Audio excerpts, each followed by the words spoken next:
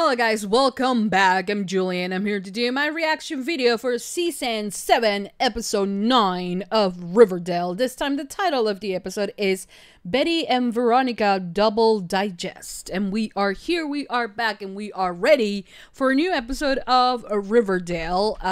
This is the final season of Riverdale, as you guys might know. And yeah, well, we are still in the 50s with no recollection of the fact that we are in the 50s, so I'm kind of worried on how things are gonna work out. We know that you know, Tabitha, the future Tabitha, the guardian angel of Riverdale, is out there, you know, working to untangle the timelines, which is like weird to say, but like that's what she's doing on her own while they are safe in the past. I don't know, but hopefully, you know, she remembers, or she makes them remember, right? I mean, she had the ability to make Jughead forget, then she might have the ability to make all of them remember, right?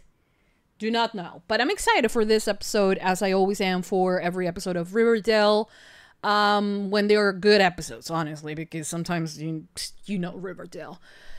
Anyways, we're here, we're back, we're ready, and I hope you guys are here, back and ready as well to watch me react to Riverdale. So give it a lot of thumbs up if you love Riverdale, subscribe, comment, hit the notification bell. UNCUT reaction is always posted first on Patreon. Thank you for watching, thank you for all your support, and for now, I think that's about it. Without further ado, let's just begin with Season 7, Episode 9 of Riverdale. Here we go.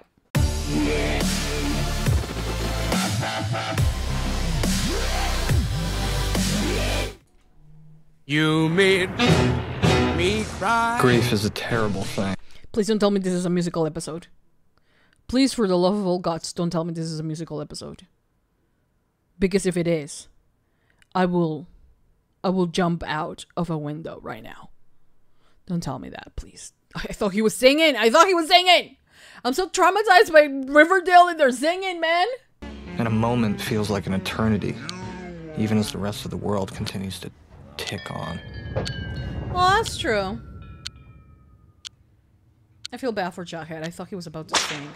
Aye. You will no longer be in the River Vixens. A bunch of horny teenagers trapped together like sardines for hours upon hours. How do you see it? As an academic. I love that Betty's a lot more mature than, you know, even the adults. I love that. I love my Betty. Not being unapologetically herself. Institution. And then you flashed your underpants on live television. In short, you seem unhealthily obsessed with sexuality. Yeah, the words that come to mind. But Archie was doing the exact same thing. You don't see Archie sitting down here, you bitch, right? Well, given your recent behavior, I'm curious. Oh, I bet you are. First sexual memory. Oh, fuck you. I wouldn't discuss that with you. Ugh. That's just creepy. Well, if you have...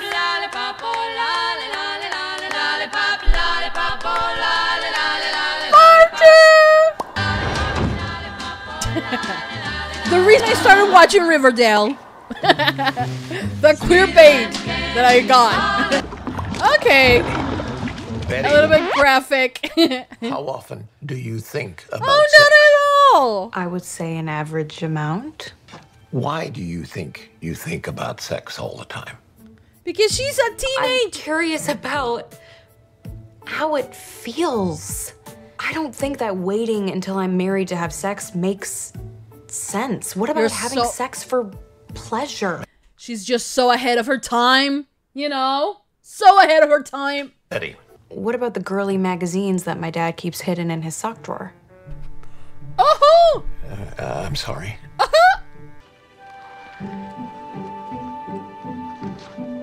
You know, because that's her dad is looking at that. Blech. Oh, Your and father separate is not in therapy.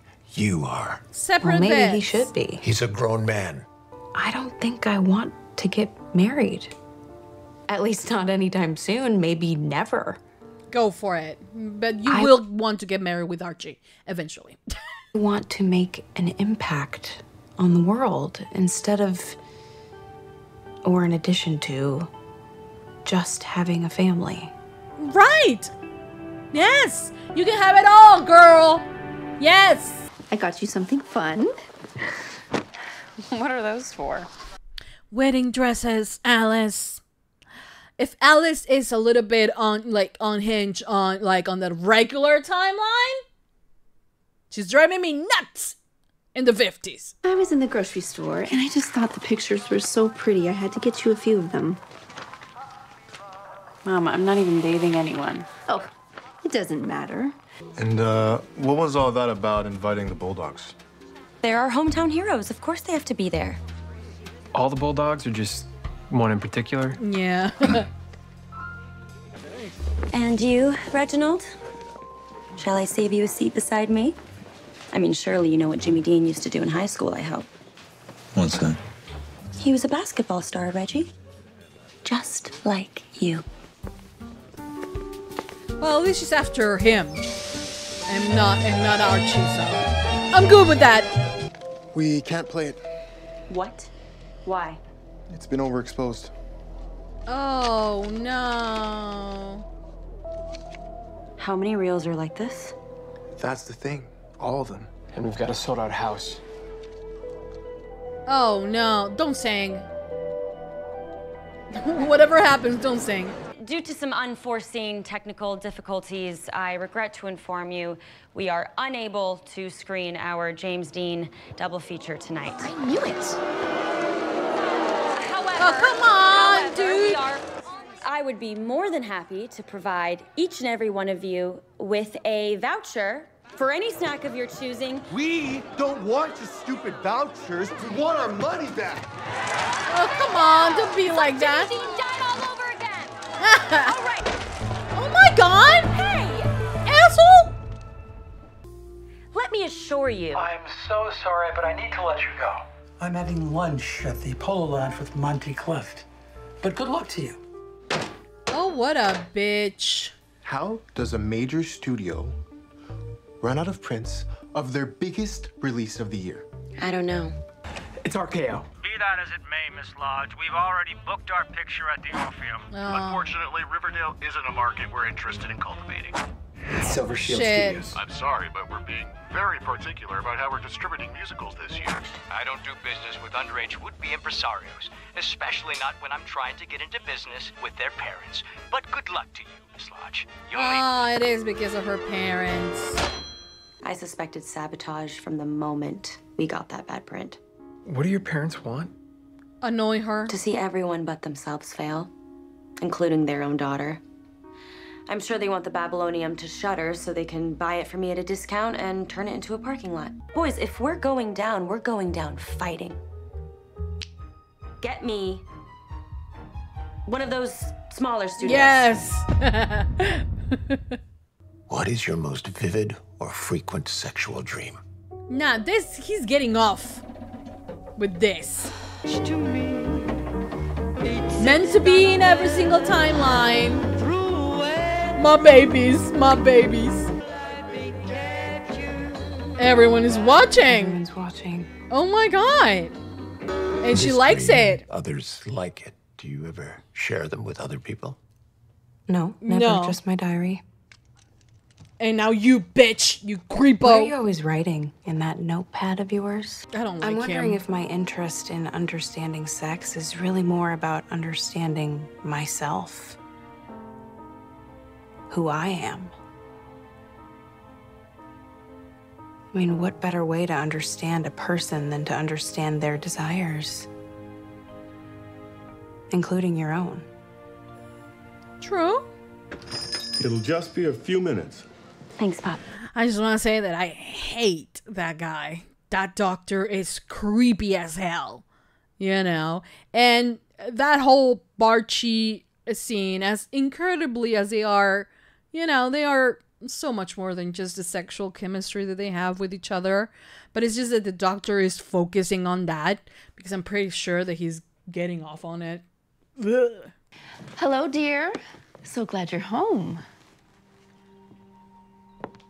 Do you want to What's exercise going her? on?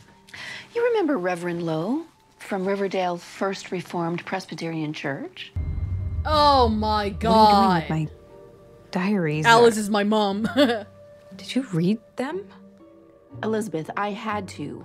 They were prescribed to me. What? By Dr. Werther's? I would rather not say. Fuck you. I am an adult woman. I don't need therapy. Oh, yes, you do. Elizabeth?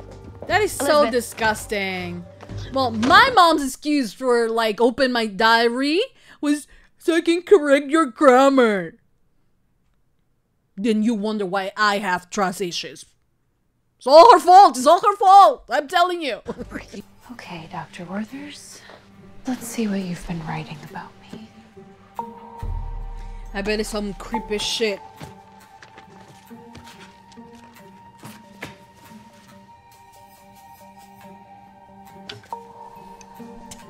Always. Always. Her bobby pin. Have you heard of this book, Lolita? Holy moly. Where did you get this? I borrowed it from a friend. You What can can say you that. tell me about it? It's about a relationship between a professor named Humbert and a young girl named Dolores Hayes.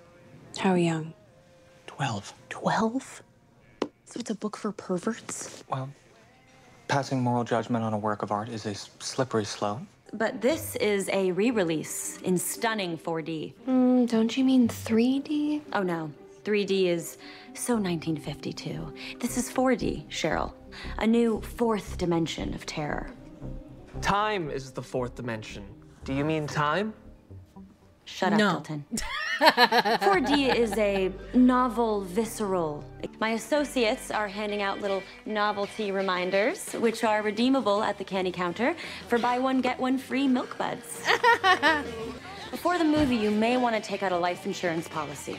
You know, in case you die of fright. Pathetic. Otherwise, we have a nurse on duty should you merely faint. I am extremely disappointed in you, Midge. We're gonna electrocute them or what? Where's your girlfriend, by the way? What's happening?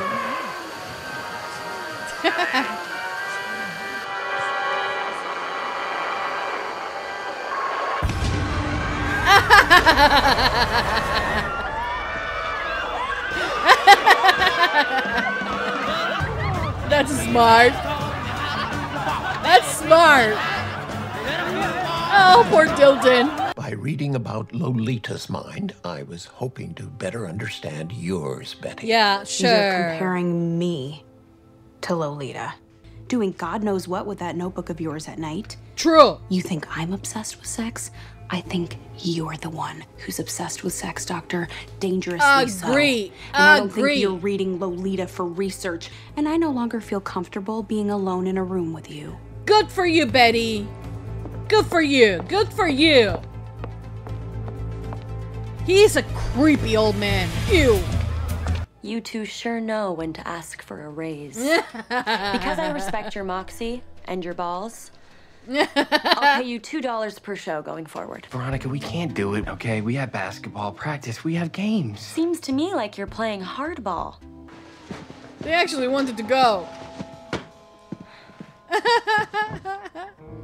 Just got off the phone with Dr. Werther's, and he wants to end his sessions with you. He wants to end Great, the sentence. the feeling's mutual. To which I told him under no circumstances is he to give up on you. Why? Because he's going to fix you. There's nothing to whatever fix. is wrong with you, he is going to help me fix. What would you like to talk about, young lady? Everything. Starting with how unhappy I think you are. Unhappy? Me? You must be. Sleep in separate beds. Just talk to me, Mom. I'm right here. What is going on here? Shit.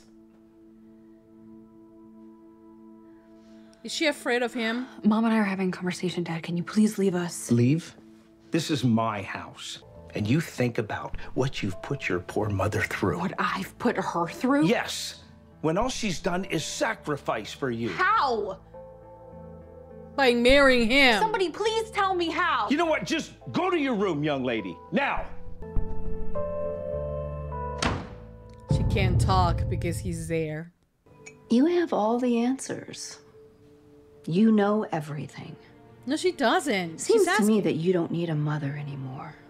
Marvelous. You don't have one. Oh, what the saying? fuck? I am not your mother anymore. Yeah, that's not how it works. And you can make your own damn breakfast. Okay, what? I didn't even know there was such a thing as 4D. Yes, well, that's the kind of business the Babylonium is doing these days. So I was curious if you might want to reconsider your decision not to let us screen any of your new releases. Oh, I'm sure we can work something out. You know, I've always been a fan of Riverdale. Great town, superb audiences. It's like no place else, Mr. Roth. Where's Reggie? He got tired of waiting. Left those for you, though.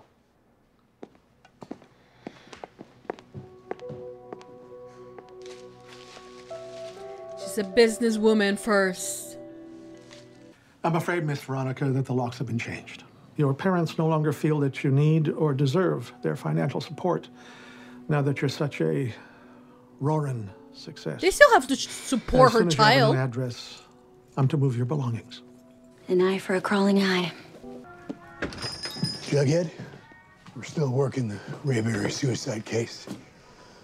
We need your help if we're gonna solve it. What do you mean? So much for moving on. Shit. Okay, guys, so that was the end of season 7, episode 9 of Riverdale. This was a really good episode. A little bit slow, but a lot of character building for Veronica and Betty, you know. At the core, they are who they are, right? The characters that we have known for the past 7 seasons. And it's good and at the same time kind of bad that they fall into their old habits. Especially with Veronica, right? I like the fact that she's the successful woman and that she's focusing on that. I've always wanted that. I always want that, you know, for her. But it seems like she is, you know, letting one thing get away while having another thing, you know. But I'm glad, you know, that she's kicking ass, that she's so young, that she...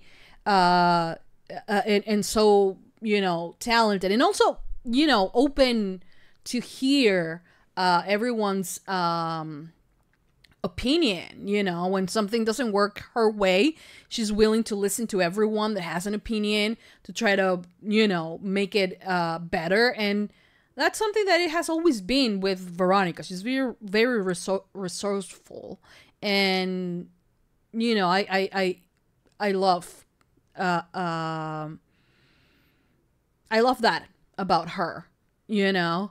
I feel bad for Reggie though, but honestly, if I am here to pick and choose what Veronica I will like, is the independent Veronica, of course. But they are making it seem like you either can have one or the other, not the two things, you know. But there has always been this problem with Veronica where she loses herself in the relationships that she's in, you know. So for the time being, I'm more happy that she is, you know, getting the Babylonian to be a huge success and doing this all as 16, you know, and kicking ass. I love that. I love that for her. I of course have no doubt that she is going to be incredible, right? In that regard, for in the business part of her life, you know. And eventually, you know, once she's old enough, she might have She might focus on you know, romance and have it all. Because why not, right? But, you know, I understand that right now she can't have it all, you know. And also, she's young. She shouldn't be expecting to have it all, you know, right now, you know. So, yeah. Either way, I am excited for Veronica, and I'm excited for the story that was told with Betty as well, because we know Betty, you know, girl next door. That's kind of like, if you go back to the first episode, that's what you're gonna think about Betty, you know, cute girl next door with all these things built up inside of her. Not necessarily also the sexual part of it, with all the dark Betty thing that we had at the beginning of season 1. But the thing is that the more she explored who she was, the more she understood herself and became, you know, such a powerful, badass lady. And I am glad that she has this, you know, so forward thinking of like, maybe I don't want to get married. Maybe I don't want to do all of that. Or maybe I do, but like, I want it all. I want to be independent. I want to get to know myself, you know, and she is doing so. And she believes that in order to do it, she has to know everyone's desire. And again, she's young. So of course she is going to think that way. And of course, at that time, and sometimes even today, we believe that the sexual desire is completely different from men to women, you know. Women are conditioned to not feel that way. The boys feel that way, but girls do not, you know. Because girls are supposed to be this, you know, image of pureness and, you know, just virginal and all of that, because that's what God intended. But while God intended that, the boys are supposed to be, you know, having sex all the time with which girls, by the way. It doesn't make sense. But it's at the end of the day, you know, when you're at that age, we all go through the hormonal stage, you know, and it happens for both boys and girls, you know, for guys and girls. And like, it's so stupid, right? That even till this day, we believe that it's different, right? That is different. That is not supposed, like, women are not supposed to feel comfortable with their sexuality, with having sexual desires. Like, that is just so wrong. And so, like, if a woman enjoys sex, then she's called so many names, you know. But when a man is, he's the champ, you know. And that double standard view on sexuality is such a bullshit, you know. Yes, the more and more we are getting used to the fact that, yeah, right, we are, you know, in that regard, women and men are kind of basically the same. And like, it's very much about the individual rather than the gender, you know. But it's still very much, you know, women are not supposed to, you know. But if you don't know yourself, if you don't know what you like, how in the world is the guy going to know what you like? Honestly, you know. So now we're having more open conversations about that. But it's still, you know, look upon, you know, if a woman knows exactly what she wants and tells the man, some men are like, oh my gosh, you must be, you know, a slut or something like that, you know. And it's just so stupid. It's just so stupid. And I, you know, I'm with Betty and everything she said to the psychiatrist. He was getting off on Betty's stories. And how in the world, honestly, will you let your child talk, well, your teenage daughter, to talk to a psychiatrist about like sexual desires and all of that?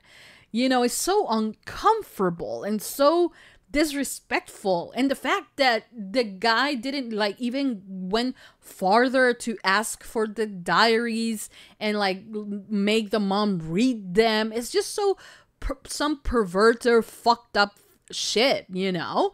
And it's just so, I have never read Lolita, Okay, I have heard of it in like random, like I have never really, I have never read it, honestly. I'm not even like familiar of what it means.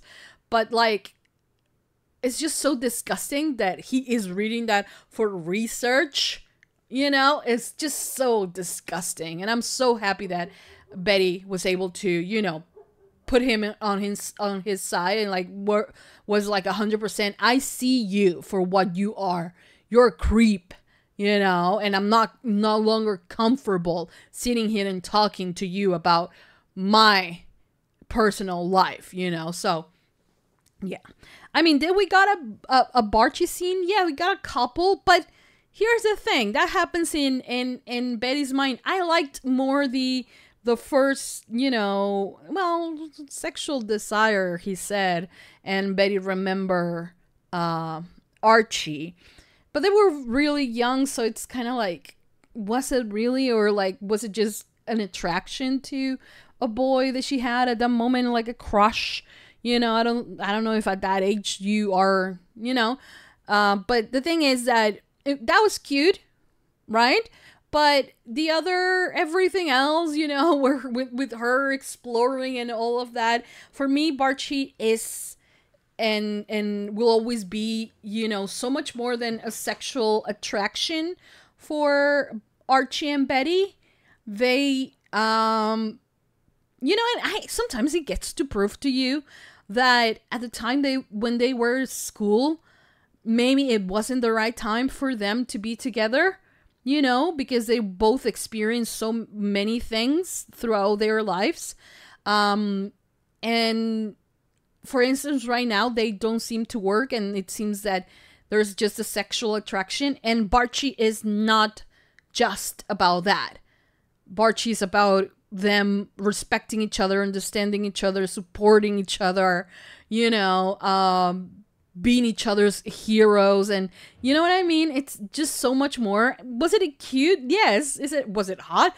Yes, because of course Barchi has that going on for them as well, but they are so much more than just that. So those moments, I appreciate them, yes, but for me, you know, I want Barchi, the real Barchi, the you know, the Archie that trusts Betty no matter what, the Betty that, you know, is there for him, the Betty that, you know, finds peace when she's with him, and like that's the type of love that I know Barchi has within them, you know, and with each other, and that's the Barchi I love.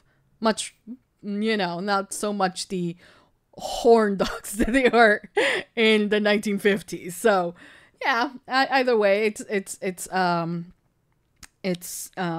cool seeing them, but honestly I miss Barchi, like core Barchi, you know, just them against the world, kind of like every bad thing happening, you know, when Archie was like, I'm gonna go and break that barrier and marry you, Betty Cooper, and like, you know what I mean, and they building a family together and all of that, and that's the Barchi I love, man. That's the Barchi I love.